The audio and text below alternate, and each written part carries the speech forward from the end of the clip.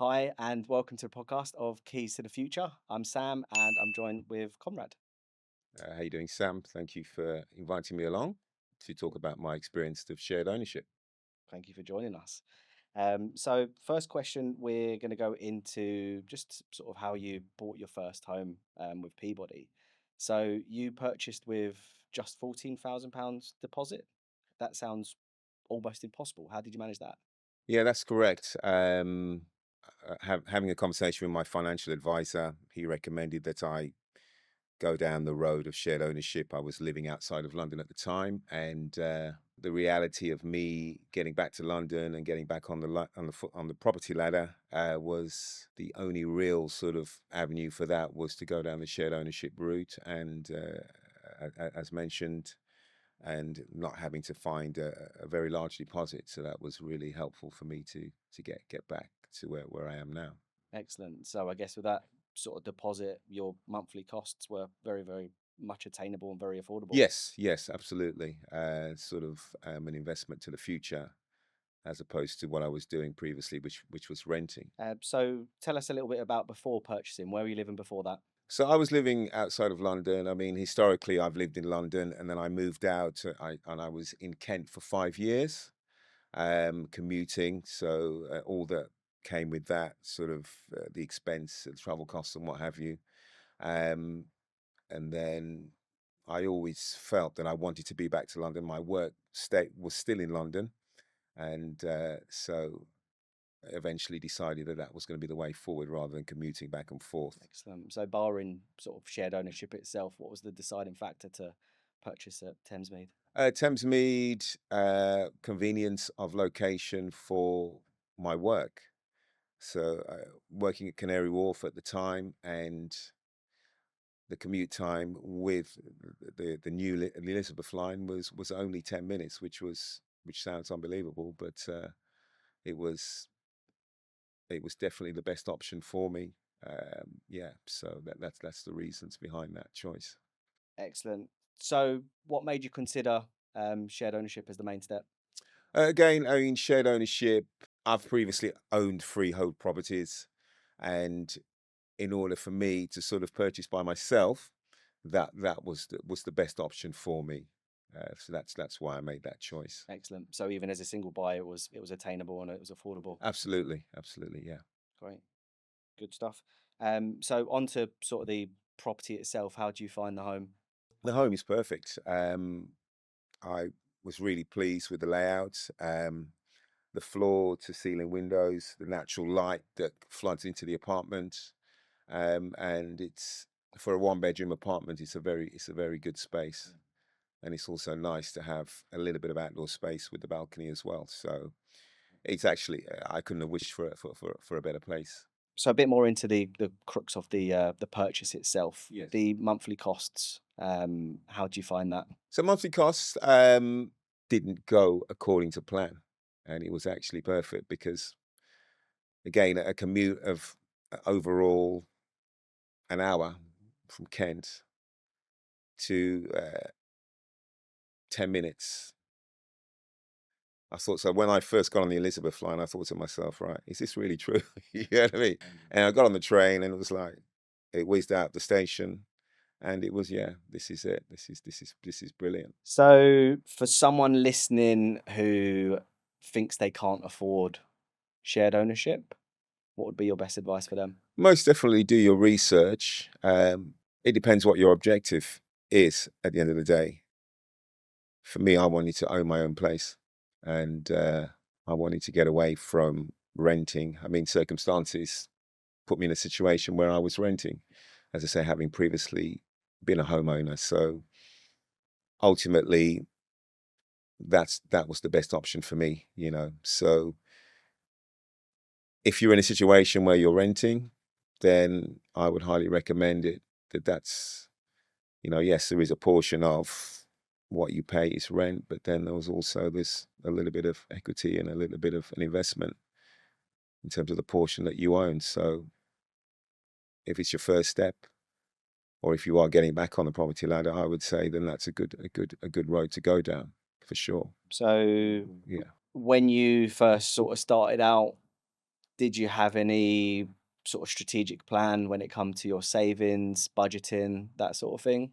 Or was you sort of in that position where you was obviously renting, and you may have already had your deposit ready, or did you have a plan set aside for how you'd reach your goal? Well, yeah, I mean, I was fully focused. Interestingly, I mean, lockdown, a lot of people had different mixed experiences from lockdown, but I'm not an overly religious person, but I think the big man was looking down on me Yeah. because in lockdown, I was at home, Yeah. no commuting costs. And one thing I found living in London, it can be quite expensive. And it's not easy to save unless you've got like a really good sort of big salary, disposable Yeah. income. So it was nice to actually be in a situation where I could actually save, and I had a focus and an objective. Yeah. So I managed to save quite a bit during lockdown, and then that was all part of the plan to go towards my deposit. So Utilized it is a blessing. utilized lockdown. Yeah, it's a blessing in disguise. Absolutely, Definitely. Definitely absolutely. did. And it got you in the position you needed. So Yes, for sure, for sure. great. 5 things you did when you moved in to make it feel like your home. Interesting. As nice as those kitchens and those bathrooms are that we produce, what did you do to make it feel homely? I think the whole process of homeliness really is, I've got furnishings. I had furnishings in lockdown from previous home ownership. So the main thing is just getting your belongings, getting your furnishings in, putting it into your own home, and just laying it out how you want.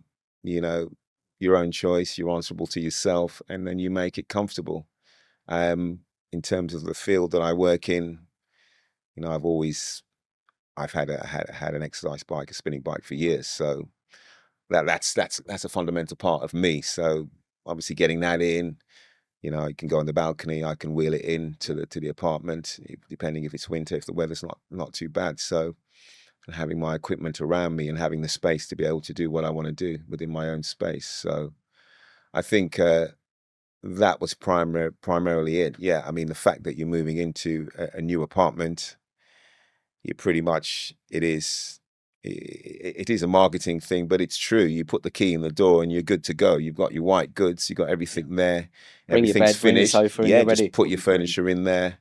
I was quite lucky that the one bedroom apartment that I got was one of the slightly larger ones. So again, a blessing for me, a little bit more space in terms of the entry lobby and a slightly bigger area within the lounge. So Nice. Well, it sounds quite a big space if you're able to work out at home. absolutely, yeah. So I think just the home comforts, just having my own belongings, my furnishings in, and just laying everything out, and then just sitting back and relaxing really, and enjoying the space. Excellent. Cool. So, Conrad, what part of the process was the hardest? So I guess just getting an understanding of how it all broke down in terms of costs, service charge versus rent, and combining that with the mortgage and what the actual utility costs would be, and just looking at that over and looking at my overall budget. Who helped you with this? Was it your financial advisor, or did you go down to site, speak to an expert? What was your sort of process with that? So first and foremost, a financial advisor in terms of the viability to go forward to make the purchase, and then it was a case of just getting a better understanding by visiting the marketing suite and getting a deeper insight in terms of how it all worked and what it all entailed. Yeah. Excellent. So you went down to site and you spoke to one of our experts, and they broke That's it down, right, yes, sort of, yeah. your step-by-step guide, Yeah, what shared ownership is, and all of the key parts around it. absolutely, yeah, and also the opportunity, the first opportunity to be able to go to the marketing suite and actually organise and arrange a visit to to look at one of the show homes, and then just sort of identify where I'd want to be in terms of whatever floor it was going to be and what have you. So that was all quite interesting. Excellent. What sort of support did you find the most helpful then along the way or at the start? What was the best part, the best advice you got or guidance? Again, going back to the financial advisor in terms of not wasting time and to go down that road of shared ownership in order for me to sort of fulfill my objective of getting back to London. conversations with Peabody, and also doing the initial assessment, which is a requirement, as to your eligibility. Um, so I guess looking back on it, that was a nervy moment, because obviously you don't want to sort of be in a situation where you're not eligible, um, have your hopes dashed. So that was initially a nervy thing, but I was very happy to know that everything worked out well in the end. Yeah. So if we look at this sort of process now and where you're at, if we looked back now to the beginning, what would be the one thing that you wish someone had told you from the start, if anything? As smooth as this sounds, Yes. is there anything you wish someone had told you from the beginning? There's nothing that actually comes to mind, but I would just recommend that if you're entering into this process, just going with your eyes wide open, do your research. Um, there are a lot of developments that are springing up all over London. So as I say, just look into who you're potentially going to be purchasing with. Do your homework.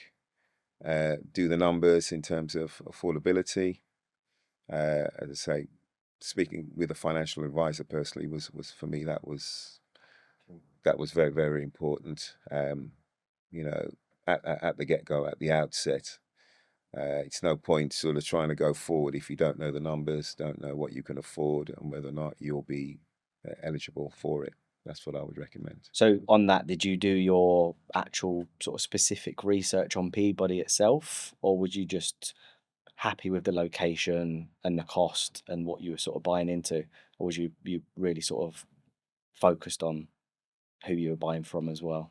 Well, it just so happened that it all came together. So the location was perfect, and as a name, Peabody, I had a lot of confidence that I knew I was buying from an established company with a history. That was a bonus. I mean, the fact that it was the perfect location, if it was in terms of, I say, my preference and my research, I'm not sort of banging the drum for Peabody. I'm just talking about my own lived experience, and in terms of my own research, that I would have been potentially hesitant if it was another company. Yeah.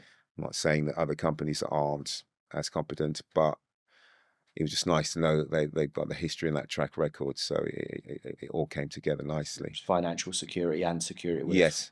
with what you was buying. You knew it was a trusted builder. And Yes, knowing, yeah, obviously the building and all of that stuff. Yeah. We all, I mean, over the last few years, we've had the history of what happened with Grenfell and the cladding and all of that stuff. So, at the back of your mind, you're mindful of things like that. So these are all the things that came into account, and obviously I was reassured. So what does it feel like walking into your new home now? Is it still as exciting? Is it still warming as it was when you first moved in? Absolutely, yeah. It's especially, I mean, we've had a heat wave recently, so the build is quality is fantastic. So the novelty hasn't worn off. Walking in, it's always nice to go back home, return home.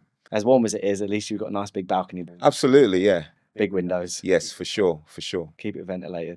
Yes. Excellent. So, Conrad, before we let you go, can you tell us 3 home comforts within your home? Definitely my exercise bike and my little bit of fitness equipment that I have, just to keep things ticking over in terms of what I do. It's part of my lifestyle. Um, the sofa. So I've had, Good old sofa when you need a yeah, good sofa. absolutely nice little leather sofa bed. Very good purchase. And when I first moved in, I didn't have a dining table, but once I got my dining table, it just makes it feel much more homely. And yeah, so those 3 things actually tick the box for me. Nice. Keep it nice and homely. Keep your fitness up. Yeah, I will try and practice what I preach. Good man. Well, look, Conrad, thank you for obviously joining us. It was great to find out more about your journey, more about your process and how you're still smiling, you're still happy, however long you are now into living in your new home. So yeah, it was great to chat with you. And obviously, if you guys are wanting to find out more about shared ownership, then head over to Shared Ownership Week's website, and yeah, start your journey.